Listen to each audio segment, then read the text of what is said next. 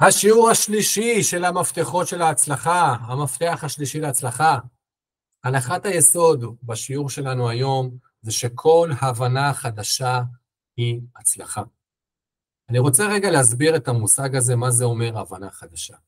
אתם זוכרים שבאיזשהו גיל הייתם בבית ספר יסודי, לא יודע, כיתה ב', ג', אולי ד', זה לא באמת משנה, זה כיתה, שהתחלתם ללמוד חשבון. ובשיעור חשבון לימדו אתכם של 2 ועוד 2 ועוד 2 שווה 6. תרגלתם את זה כמה פעמים עד שהבנתם את הדבר הזה, ופתאום ידעתם ש2 ועוד 2 ועוד 2 שווה 6. לימדו אתכם איך לחבר את הדברים האלה, אולי באמצעות בדידים, לא יודע אם עוד קיים הדבר הזה שנקרא בדידים, אבל למדתם ש2 ועוד 2 ועוד 2 שווה 6.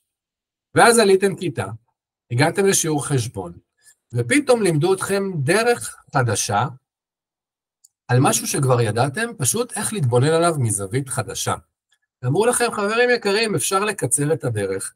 במקום לרשום 2 ועוד 2 ועוד 2 שווה 6, אפשר לספור כמה פעמים 2 חוזר על עצמו, ולכתוב 2 כפול 3 שווה 6. ולמדתם להגיע לאותה תוצאה בשיטה חדשה, בדרך חדשה.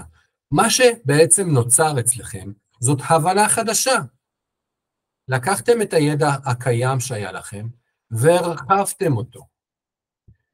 אני אתן לכם דוגמה נוספת. יצא לכם להכין שניצל? מי שיצא לו להכין שניצל, רגע, תרימו את היד. בסדר? תהיו איתי. אז אני בפעם הראשונה שלימדו אותי להכין שניצל, לימדו אותי שאפשר להכין שניצל על ידי תיקון בשמן. צריך לקחת את השניצל, לטבול אותו בביצה, לשים אותו בפירורי לחם, ולטגן אותו בשמן חם ועמוק.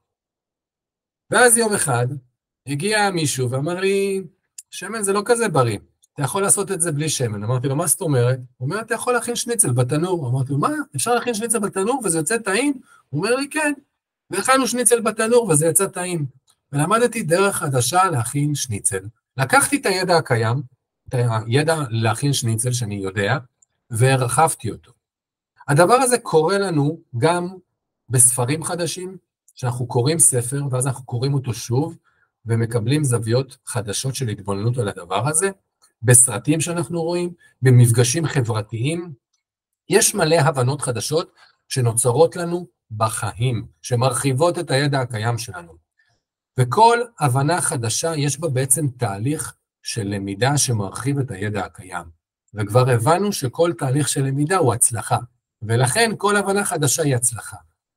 אז המשימה שלכם להיום, להוסיף למחברת ההצלחות את המפתח השלישי להצלחה, ולכתוב כל הבנה חדשה היא הצלחה, לעשות התבוננות על היום שלכם, לזהות את המקומות שבהם הרחבתם את הידע, שקיבלתם הבנה חדשה על משהו שהכרתם, ומישהו לימד אתכם דרך חדשה, דרך נוספת, דרך אחרת, קיצור דרך.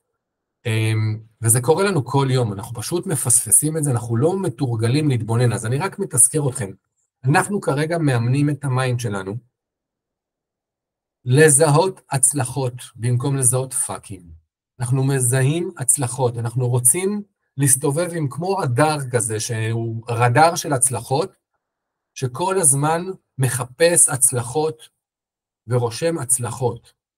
אז זאת המשימה, תוסיפו את זה למחברת, תעשו התבוננות על היום, ובנוסף לתרגילים 1, 2 ו3, תרשמו לעצמכם את ההצלחות שהיו לכם היום, כתוצאה מזה שהם היו הבנות חדשות. אז כרגע צריכים להיות לכם במחברת היומית 3 מפתחות. המפתח הראשון, לרשום הצלחה היא הצלחה, ולזהות את כל הדברים שבהם הצלחתם. קטנים כגדולים, לא לפספס, לא לקחת דברים כמובן מאליו, הצלחה היא הצלחה.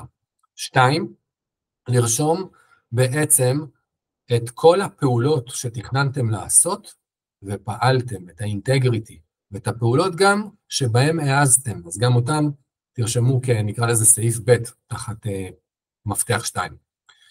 והמפתח השלישי זה ההבנות החדשות שזיהיתם במהלך היום, תרשמו אותם כהצלחה. אנחנו ניפגש בשיעור הרביעי של המפתחות להצלחה. אני מחכה לכם כמובן שם, מחכה לראות אתכם.